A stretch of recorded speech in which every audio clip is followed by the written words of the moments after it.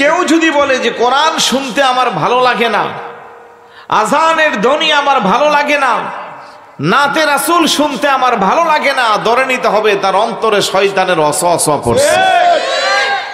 এই জন্য কোরআন এমন একটা জিনিস, যতই পড়ে যতই শুনে কোনো অতৃপ্তি আসে না, শুধু শুনতেই মনে চায়। কোরআন তেলাওয়াত যত বেশি শুনবে, ইমানদারের ইমানটা তত বেশি বৃদ্ধি পাইবে।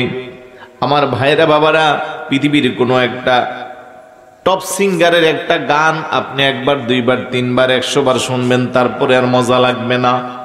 কিন্তু আজ থেকে 1450 বছর পূর্বে এই কোরআনের তেলাওয়াত শুরু হইল। এখানে যারা আমার মুরব্বী বাবারা আছেন, যদি জিজ্ঞেস করি নামাজ পড়েন কয় বছর, কেউ বলবেন 30, 40, 50। এই যে 5 ওয়াক্ত নামাজ মসজিদে ইমামের পিছনে পড়েন, ফজর, মাগরিব, এশা, 3 ওয়াক্ত নামাজের মধ্যে ইমাম সাহেব হুজুর উচ্চ কণ্ঠে তেলাওয়াত করে প্রথম 2 রাকাতে। অন্য সূরা যাই পড়ে না পড়ে, সূরা ফাতিহা কিন্তু আপনি শুনেন। এই যে আপনি 70 কিংবা 30, 40 বছর যাবত সূরা ফাতিহা শুনতেছেন, আজ পর্যন্ত কোনো মুসল্লি কোনোদিন বলে নাই হুজুর সূরা ফাতিহা শুনতে শুনতে আমার আর ভালো লাগে না, সূরা ফাতিহা বাদ দিয়ে আরেকটা সূরা পড়েন। কেউ বলছে? না। ইমাম সাহেবের তেলাওয়াত কণ্ঠ সুন্দর হোক আর কম হোক, বেশি হোক, এই যে সূরা ফাতিহা কোরআন তেলাওয়াত শুনতেছেন বছরের পর বছর, যুগের পর যুগ, কোনো একদিন আপনার মনে কোনো অতৃপ্তি আসে না, অনীহা আসে না, কেউ বলে না যে শুনতে খারাপ লাগে, বরং যতই শুনে ততই শুনতে মন চায়। আর এই শোনার আগ্রহটা যার যত বেশি, তার ঈমানও তত বেশি মজবুত। বড় করে বলি সুবহানাল্লাহ। এই জন্য রাসূলুল্লাহ বলেন, আদিবু আওলাদাকুম আলা সালাসি খিসালিন, হুব্বি নবিয়িকুম ওয়া হুব্বি আহলি বাইতিহি ওয়া আলা কিরাআতিল কুরআন। উম্মত, তুমি তোমার সন্তানগুলোকে 3টা বিষয়ে শিষ্টাচার শিক্ষা দাও, 3টা বিষয়ে আদব শিক্ষা দাও। ওই সন্তানের জন্য তোমার আর কোনো চিন্তা করতে হবে না।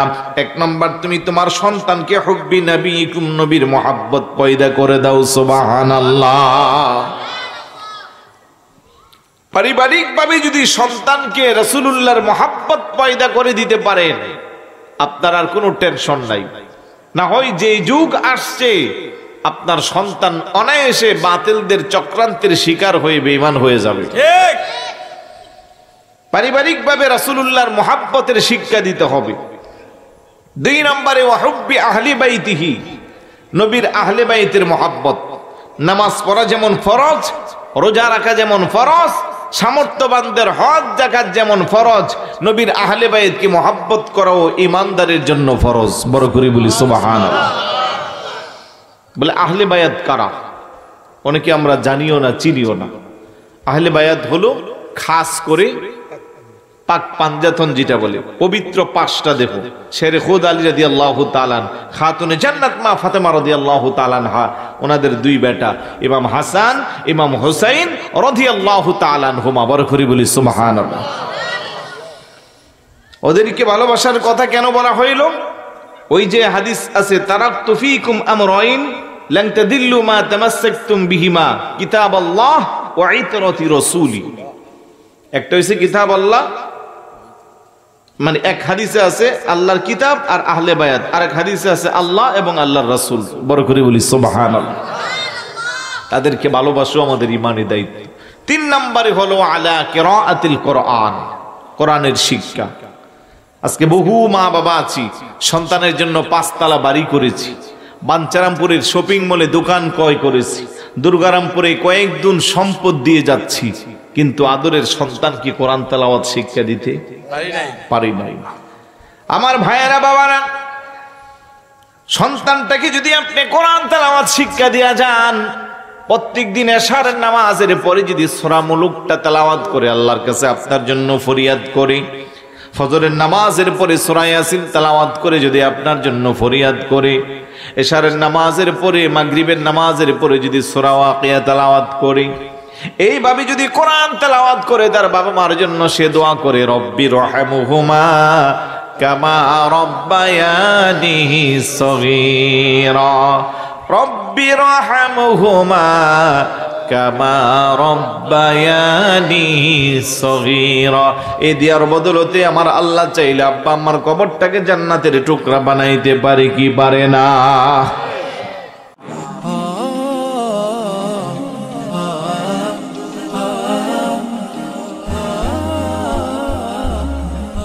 قال فبما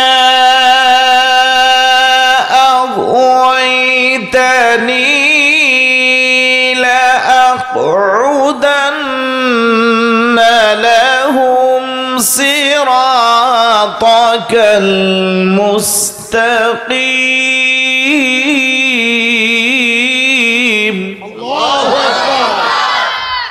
শয়তানকে আল্লাহ তুমি আমার অভিসম্পাদ আর লানত দিয়ে বের করে দিছো, সুতরাং আমিও দেখব রাস্তার মোড়ে মোড়ে উৎপেতে বসে থাকবো, তোমার বান্দারা ভালো কাজে যাবে এই সুযোগ আমি দিব না। সুম্মা লাআতিয়ান্নাহুম মিন বাইনি আইদিহিম ওয়া মিন খালফিহিম, সামনের দিক দিয়া বাধা দিব, পিছনের দিক দিয়া বাধা দিব, ওয়া আন আইমানিহিম ওয়া আন শামাইলিহিম, ডান দিকে বাধা দিব, বাম দিকে বাধা দিব। ওয়ালা তাজিদু আকসারাহুম শাকিরিন, ফলে তুমি তোমার বান্দাদেরকে তোমার কৃতজ্ঞশীল বান্দার অন্তর্ভুক্ত পাইবা না। চিৎকার করে বলি নাউজুবিল্লাহ। আরেকটু জোরে বলি নাউজুবিল্লাহ। তাইলে যারা আসে নাই, আটকায় রাখছে, মন চাচ্ছে আসতে পারে না, তাদেরকে আটকাচ্ছে কে? জোরে বলুন কে? আপনারা বলবেন আমরা তো চলে আসছি, আমাদেরকে তো আটকাইতে পারে না। আমাদের ব্যাপারেও আল্লাহ কোরআনে ফাইসালা করেছে। 23 নম্বর পারা 3 নম্বর পৃষ্ঠা সূরা ইয়াসিনের 60 নম্বর আয়াত দেখবেন। আলাম আহাদি ইলাইকুম ইয়া বানি আদম আল্লা তা'বুদু শাইতান ইন্নাহু লাকুম আদুব্বুম মুবিন।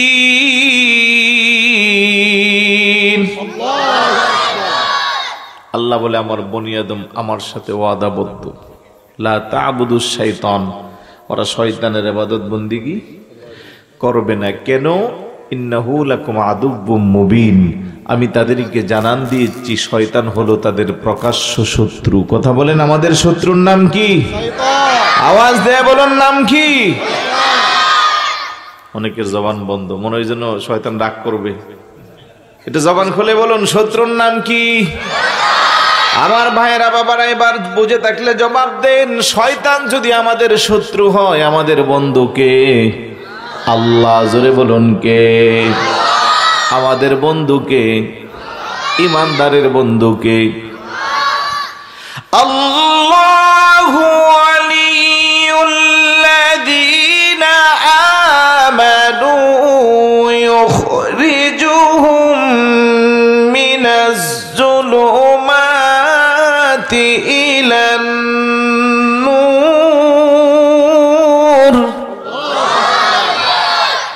ইমানদারের বন্ধু যিনি মানুষকে অন্ধকার থেকে আলোর দিকে ধাবিত করে।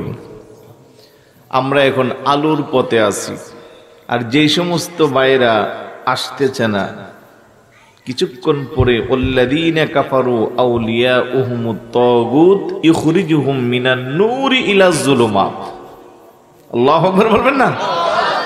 কিছুক্ষণ পরে আমার দোস্তদেরকে আলোর পথ থেকে অন্ধকারের দিকে ধাবিত করবে। যে করবে তার নাম কি? জোরে বলুন না। শয়তানকে শয়তান বলতে কিপটামি করে কোনো লাভ আছে? জোরে বলুন তার নাম কি? শয়তান। তাহলে আমরা এখন আসি আলোর পথে, আমাদের বন্ধু আল্লাহ। যারা যাবে অন্ধকারের পথে তাদের বন্ধু শয়তান। উলাইকা আসহাবুন নার, তারা হবে জাহান্নামীদের অধিবাসী। হুম ফিহা খালিদুন, যেখানে যারা চিরস্থায়ী থাকবে। সূরা বাকারার 257 নম্বর আয়াত, 3 নম্বর পারা, হিফজুল কোরআনের 2 নম্বর পৃষ্ঠা দেখবেন। তো যাই হোক, কিছু কথা বলছি, রাগ করছেন না তো? যারা দূর থেকে আমাকে গালি দিবেন, আমি কিন্তু আপনাদের শত্রু না, আপনার সাথে আমার কোনো দ্বন্দ্ব নাই। এই যে মুসলিম হিসেবে, একজন ইমানদার হিসেবে আমি শুধু মেসেজটা দিলাম, আল্লাহকে যদি খুশি করতে চান কিছু সময়ের জন্য দুর্গারামপুর উত্তরপাড়া রহিমা বেগম সুন্নিয়া মহিলা মডেল মাদ্রাসায় চলে আসেন। আল্লাহ যেন কবুল করে বলুন আমিন। আমি কোরআনুল কারীমের 9 নম্বর পারা হিফজুল কোরআনের 16 নম্বর পৃষ্ঠা সূরা আনফালের 2য়, 3য়, 4র্থ ছোট ছোট 3টি আয়াত তেলাওয়াত করেছি। আমি যেই আয়াত তেলাওয়াত করেছি, প্রথম 2টি আয়াতে আল্লাহ পাক ঈমানদারের 5টা বৈশিষ্ট্য বর্ণনা করেছেন। কয়টা?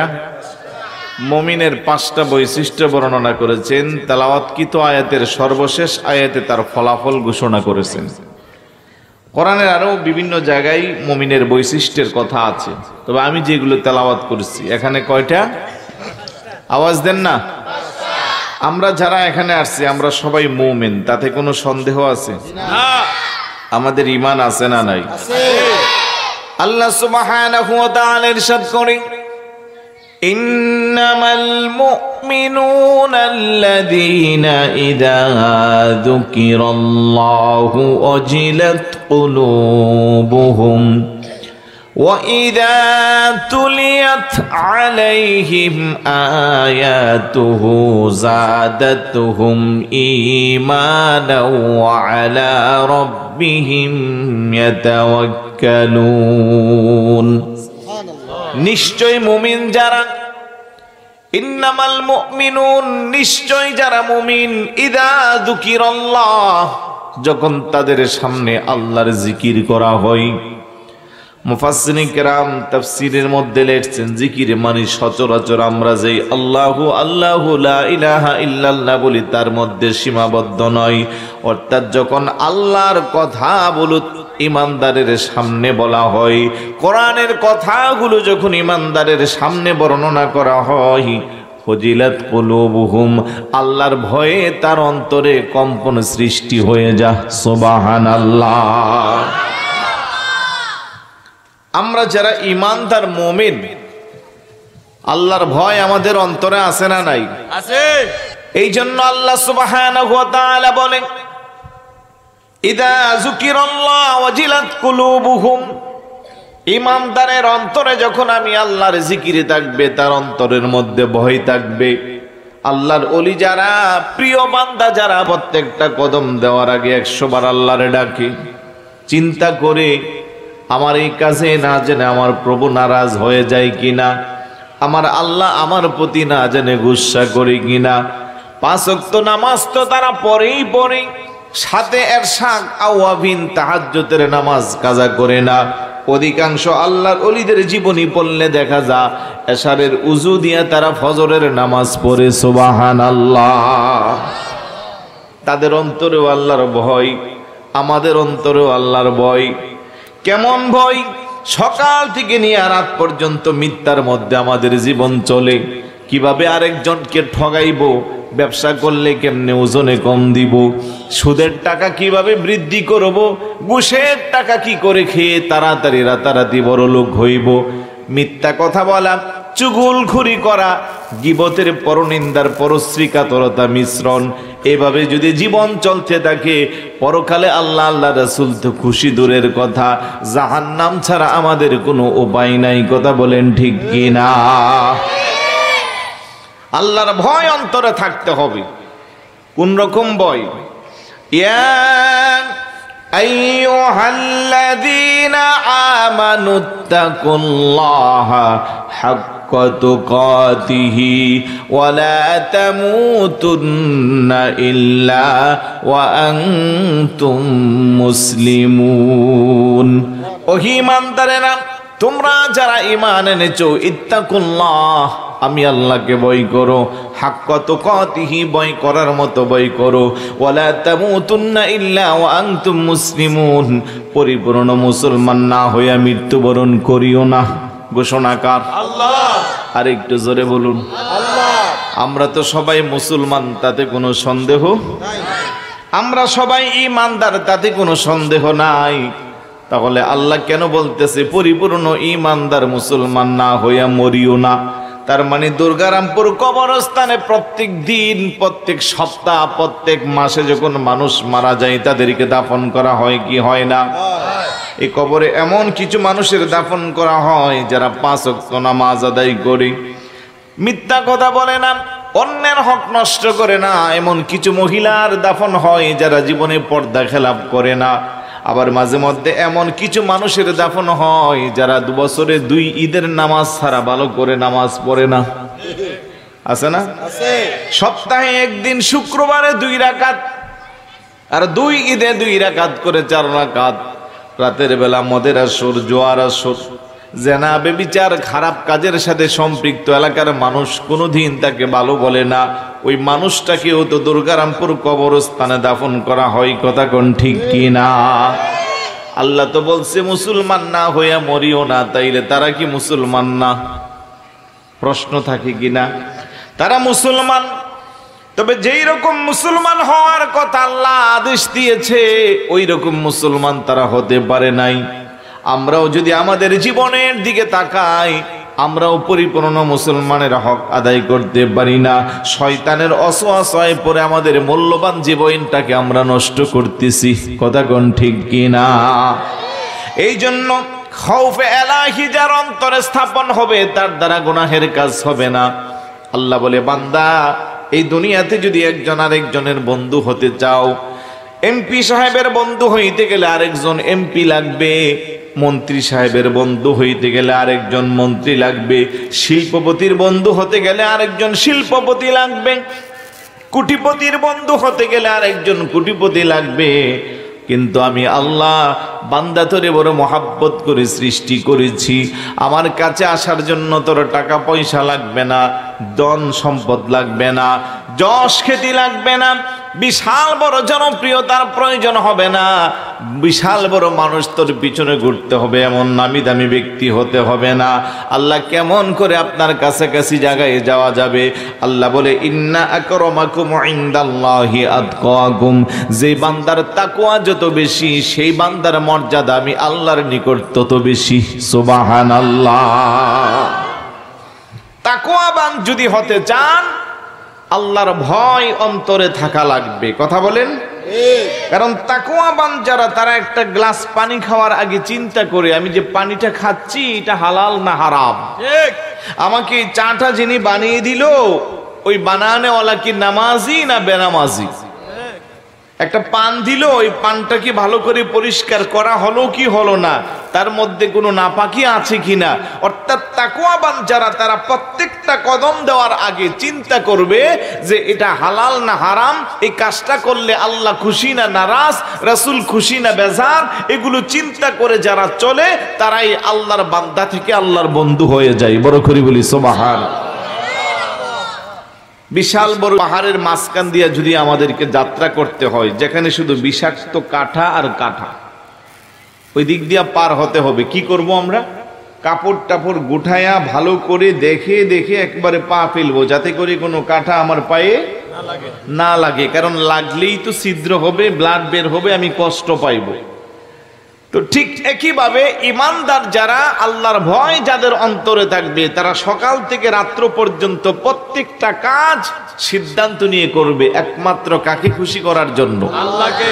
আরেকটু জোরে বলুন, কাকে খুশি করার জন্য? আল্লাহকে খুশি করার জন্য যখন সে কদম চালাবে, প্রতিটা মুহূর্তে মুহূর্তে আল্লাহর স্মরণ, আল্লাহর জিকির, আল্লাহর কথা তার অন্তরে থাকবে কি থাকবে না? থাকবে। এটাকে বলা হয় খাউফে এলাহি। তারপরে আল্লাহ বলেন, ওয়াইদা তুলিয়াত আলাইহিম আয়াতুহু যাদাতুহুম ঈমানা। ইমানদার তথা মুমিনের 2 নাম্বার বৈশিষ্ট্য হলো তার সামনে যখন কোরআন তেলাওয়াত করা হবে, কোরআনের তেলাওয়াতগুলো শোনার পরে তার ঈমানটা বৃদ্ধি পেয়ে যাবে। সুবহানাল্লাহ। যাদাতুহুম ঈমানা।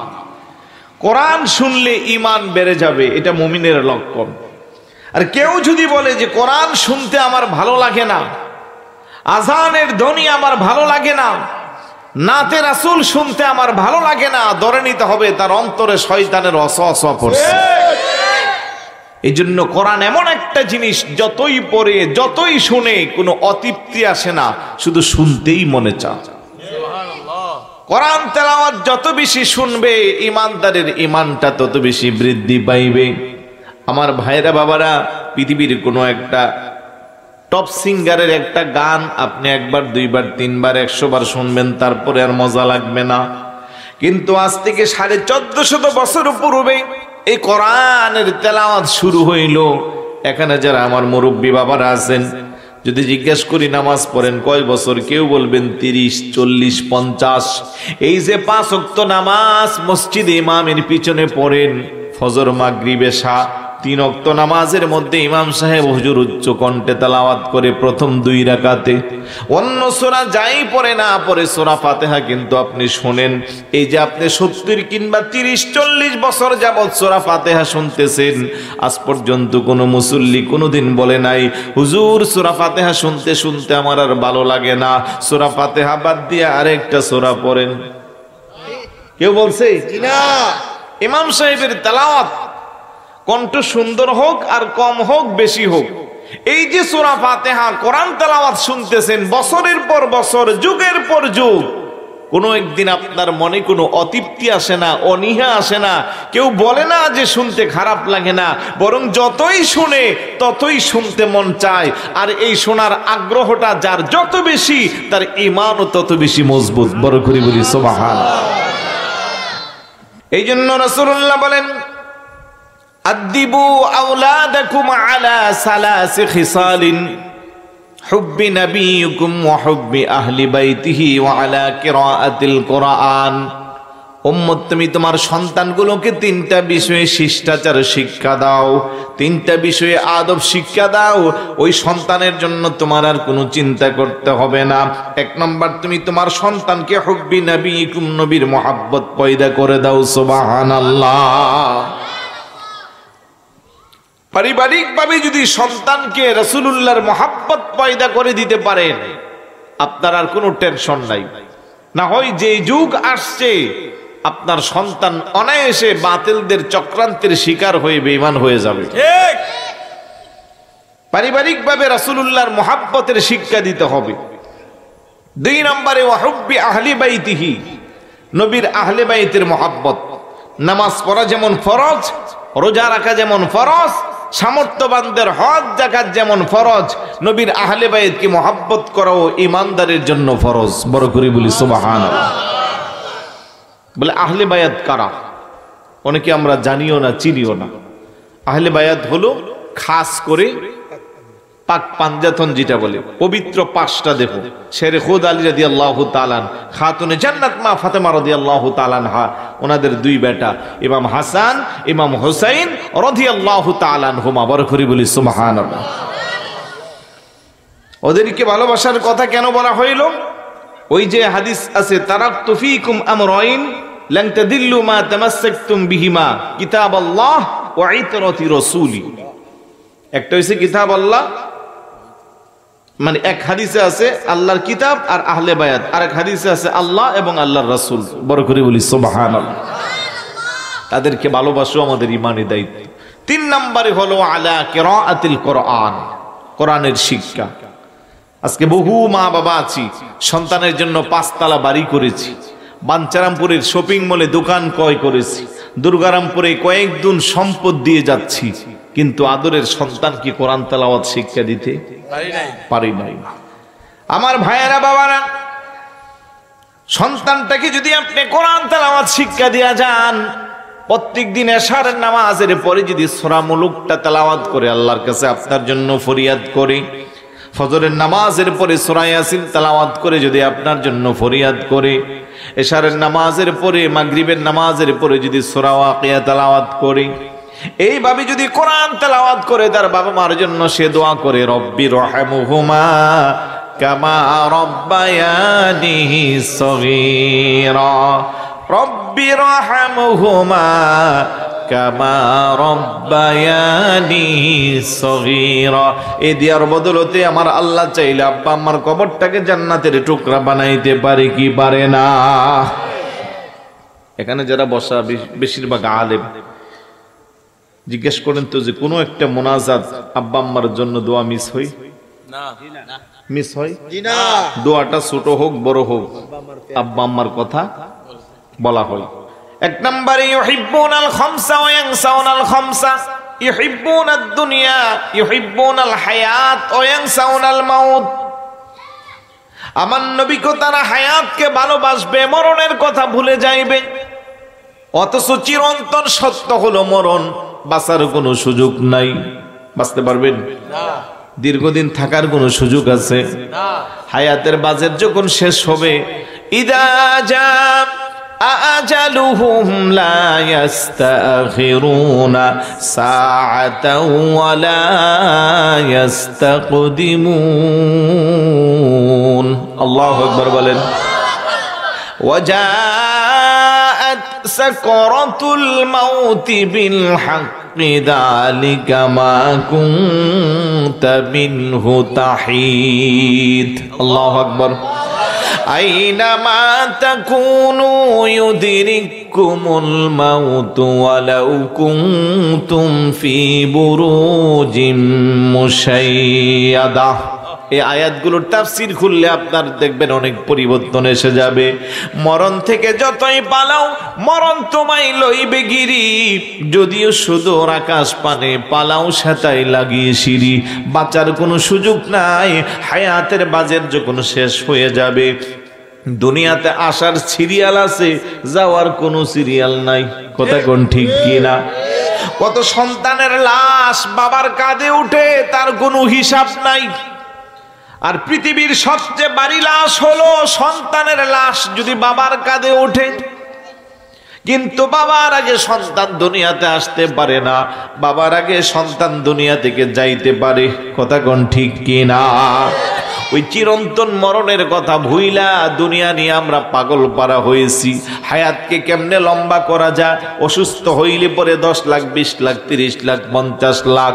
সন্তান বলে বাড়ি বিক্রি করব, জমি বিক্রি করব, বাঞ্চারামপুরের বাজারের দোকানটাও বিক্রি করব। তারপরও আমার আব্বারে ডাক্তার বাঁচান বাঁচান। কথা কোন ঠিক কিনা? ও মুসলমান, যতই চেষ্টা করো, নির্দিষ্ট সময়ের পরে থাকার আর কোনো সুযোগ নাই। অনেক সময় বাবা বলে, আমার যে অসুখ হয়েছিল আমি তো আরো 12 বছর আগে মারা যাইতাম, আমার সন্তানেরা চিকিৎসা দিছে, এখনো বাঁচে আছি। আমি বলবো, না গো বাবাজি, সন্তানের চিকিৎসা আপনারে যদিও 12 বছর বাঁচাইয়া রাখছে, আরো 12 বছর বাঁচতেও পারেন, নাও বাঁচতে পারেন। নির্দিষ্ট সময়ের পরে সন্তান না, পৃথিবীর কেউ আপনারে রাখতে পারবে না। কথা কোন ঠিক কিনা? কিন্তু দুনিয়ার হায়াতকে আমরা ভালোবাসি, মরণের কথা বলে যাই। প্রত্যেক দিন যদি প্রত্যেকটা ঈমানদার কবরের কথা স্মরণ করত, মরণের কথা স্মরণ করত, গুনাহের কাজ কমতো না বাড়তো? আওয়াজ দেন, কমতো না বাড়তো? অনেক কমে যাইতো। 2 নম্বর, ইউহিব্বুনাল হায়াত ওয়া ইয়ানসাউনাল মাউত। ইউহিব্বুনাদ দুনিয়া ওয়া ইয়ানসাউনাল আখিরাহ। তারা দুনিয়াকে ভালোবাসবে, আখিরাতের কথা ভুলে যাইবে। অথচ হাদিস শরীফে আসছে, আর দুনিয়া মাজরাতুল আখিরাহ, দুনিয়া হইল আখিরাতের ক্ষেত্র স্বরূপ। ওই জমিনের মধ্যে ভালো চাষাবাদ করলে যেমন ভালো ফল পাওয়া যায়, 50, 60, 70, 80 বছরের হায়াতে যদি ভালোভাবে কাটানো যায়, দীর্ঘস্থায়ী লম্বা পরকালটা জান্নাতে থাকা যায়। সুবহানাল্লাহ। ইউহিব্বুনাল মাল ওয়া ইয়ানসাউনাল হিসাব। 3 নম্বরে আল্লাহর নবী কো তারা টাকা পয়সা কি শুধু ভালোবাসবে, আখিরাতের নেকির কথা তারা ভুলে যায়। আল্লাহর নবী কো ইউহিব্বুনাল কুসুর ওয়া ইয়ানসাউনাল কুবুর। আমার উম্মত গুলো দুনিয়ার রাজপ্রাসাদকে ভালোবাসবে, কার চেয়ে কার বিল্ডিং দালান কোঠা মজবুত করা যায় প্রতিযোগিতা চলবে। কিন্তু ওই যে 3.5 হাত কবর আসল বাড়ি, যেই জায়গায় গেলে আর ফিরে আসবে না, ওই 3.5 হাত কবরের কথা তারা ভুলে যাইবে। কথা কোন ঠিক কিনা?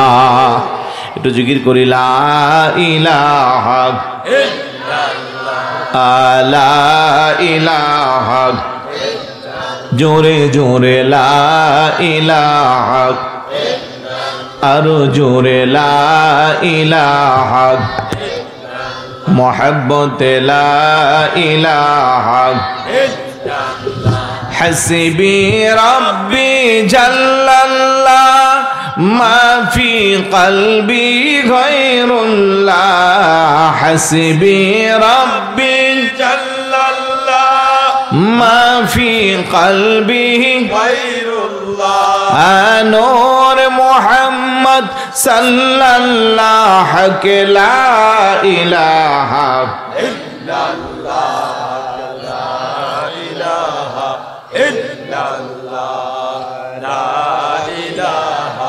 ইল্লাল্লাহ লা ইলাহা লা ইলাহা ভাইজানে বহু দূরে মদিনা আমরা কেমনে যাব জানি না বলেন বহু দূরে আমরা কেমনে যাব দয়াল আল্লাহ দয়া করো দয়াল আল্লাহ দয়া করো ও দেখাও সোনার মদিনা লা ইলাহা লা ইলাহা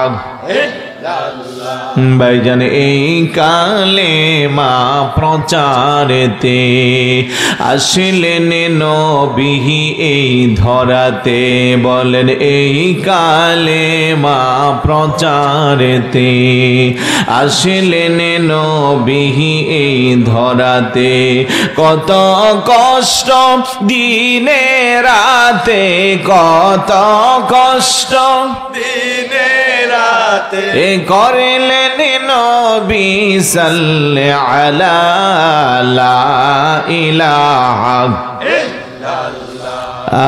লা ইলাহা আমরা কেমনে যাব মদিনা মদিনার রাস্তা চিনি না বলেন কেমনে যাব মদিনার রাস্তা চিন আমার মুর্শিদ জানে ঠিকানা আমার মুর্শিদ জানে ঠিকানা আমরা যাব সোনার মদিনা লা ইলাহা লা ইলাহা লা ইলাহা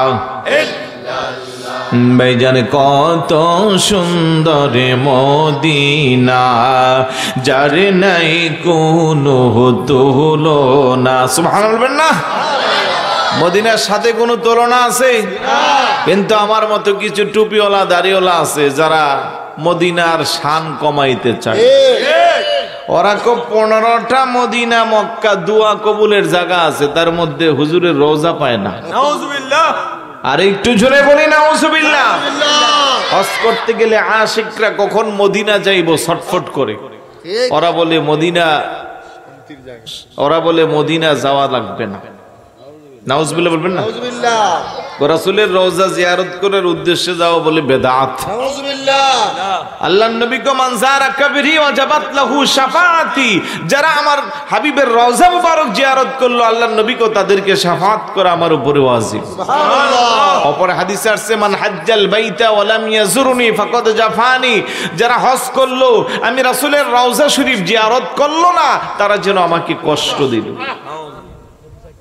আহা আফসোস লাগে যে নবীর উসিলা কোরআন পেয়েছি ইসলাম পেয়েছি মাদ্রাসা পেয়েছি মসজিদ পেয়েছি টুপি দাড়ি জুব্বা পেয়েছি ওই নবীকে নিজের জানের চেয়ে বেশি মহব্বত করতে হবে কথা বলেন ঠিক কি না মদিনা যাইতে মন চাইনি আমার মনের জল্পনা কল্পনা নবী যাব আমি সোনার মদিনা বলেন যাব আমি সোনার মদিনা যাদের যাইতে মন চা আপনারা বললেন আর যাদের মন চা না আপনারা ঠোঁট বন্ধ করে রাখেন সমস্যা নেই আমার মনের জল্পনা কল্পনা নবী যাব আমি সোনার মদিনা বলেন যাব আমি সোনার মদিনা রাসূলে যাব আমি সোনার মদিনা আনা গো যাব আমি সোনার রসুল তো আপনার নামে এত মধু, আপনার নামে এত জাদু, ডাকিলে মনে হয় মধু, আপনার নামে এত মধু, ডাকিলে মনে হয় মধু, ওই মধু কোথাও মিলবে না রসুল, ওই মধু কোথাও মিলবে না। না গো যাব আমি সোনার মদিনা, বলেন যাব আমি সোনার মদিনা। রসুলে মনটা আমার অনেক খুশি, নবীজিকে ভালোবাসি, মনটা আমার অনেক খুশি, নবীজিকে ভালোবাসি, ভালোবেসে তৃপ্তি মিটে না রসুলে, ভালোবেসে তৃপ্তি মিটে না। না গো যাব আমি সোনার মদিনা, বলেন যাব আমি সোনার মদিনা। রসুলে আপনাই ভালোবাসে যারা, আল্লাহর ওলি হই গো তারা, আপনাই ভালোবাসে যারা, আল্লাহর ওলি হইল তারা। থাকে না তো চিন্তা ভাবনা রসুলে, থাকে না তো চিন্তা ভাবনা। না গো যাব আমি সোনার মদিনা, বলেন যাব আমি সোনার মদিনা। আল্লাহ যেন কবুল করে, আমিন। জোরে বলো না আমিন। সবার ভাগ্যের জন্য একবার হলেও নসিব করে, যারা দেখছে যেন বারবার দেখার তৌফিক দান। বলছিলাম যে দুনিয়ার রাজপ্রাসাদ নিয়ে ব্যস্ত, 3.5 হাত কবরের খবর, এই রকমের আমাদের চরিত্রওয়ালা মানুষ আছে না নাই? আল্লাহর হাবিব বলেন ইউহিব্বুনাল মাখলুক ওয়া ইয়ানসাউনাল খালিক। উম্মতের আরেকটা বৈশিষ্ট্য হলো তারা মানুষকে ভালোবাসবে, সৃষ্টিকে ভালোবাসবে, স্রষ্টাকে ভুলে যাইবে। এগুলো এখন আমাদের মাঝে চলতেছে। তো এইগুলো থেকে যদি আপনি আপনার পরিবার পরিজন সন্তানকে ফিরাতে চান, দ্বীনি শিক্ষার বিকল্প। আমি ওই মুমিনদের বৈশিষ্ট্যের কথা বলছিলাম, বিরক্ত হচ্ছেন নাকি আপনারা? 3 নম্বর বৈশিষ্ট্য, আলা রব্বিহিম ইয়াতাওয়াক্কালুন। সদাই সর্বদা সুখে দুঃখে ইমানদার ভরসা করবে কার? আল্লাহ। আল্লাহ বলে ওমাই ইয়াতাওয়াক্কাল আলাল্লাহি ফাহুয়া হাসবু ইন্নাল্লাহা বালিগু আমরি কদ জাআলাল্লাহু লিকুল্লি শাইইন কদরা। বড় করে বলি সুবহানাল্লাহ। আল্লাহর উপরে ভরসা করলে আল্লাহ আপনারা আমারে না খাওয়াইয়া মারবো? আপনি কয় কেজি চালের ভাত খেতে পারেন? হ্যাঁ, 100 গ্রাম চালের ভাত খেতে পারেন ভালো করে? আপনারে মারার দরকার আছে? এই যে হাতিরে এক লগে 20 কেজি খাওয়ায় আল্লাহ রিজিক দিয়ে বা হায়াত দিয়ে বাড়াইয়া রাখতেছে। কথা কোন ঠিক না? এই যে হাজার হাজার প্রাণী জঙ্গলে বাস করে, একটাও না খেয়ে মারা যায়, ওদের রিজিক দেখে আল্লাহ। তো আল্লাহ যদি 20 কেজি 30 কেজি 15 কেজি এক লগে খাওয়াইয়া ওরে বাঁচাইতে পারে, আর আপনারা আমারে সৃষ্টি করছে মহাব্বত কইরা, অনেক আদর যত্ন কইরা, আপনি আমি খাইতে পারি না 100 গ্রাম চাউলের ভাত, তাইলে কেন আমি ঘুষ খাইবো, কেন আমি সুদ খাইবো, যেন আরেকজনের হক নষ্ট করব, কেন একজনের মাইরে আরেকজনে খাইবো? আমার রিজিকের ফায়সালা কার কাছে? আল্লাহ। আল্লাহই তো আমারে খাওয়াইবো। কিন্তু আমরা আল্লাহর উপরে ভরসা করতে পারি না। রাতারাতি কেমনে বড়লোক হইব, ওজনে কেমনে কম দিব, 2 নম্বরই ব্যবসা কেমনে করব, কারে মাইরা কে খাইবো, এই প্রতিযোগিতা। আপন ভাই ভাইয়ের সাথে 1 ইঞ্চি জায়গা নিয়ে মামলা, ঠিক আছে না নাই? আছে। অথচ এই ভাইয়ের জায়গা যেই মার পেটে হয়েছিল, আমারও সেই মার পেটেই জায়গা হয়েছে। মার ছোট্ট পেটে জায়গা হয়েছে, তখন মা এত কিছু কষ্ট পাইছে না।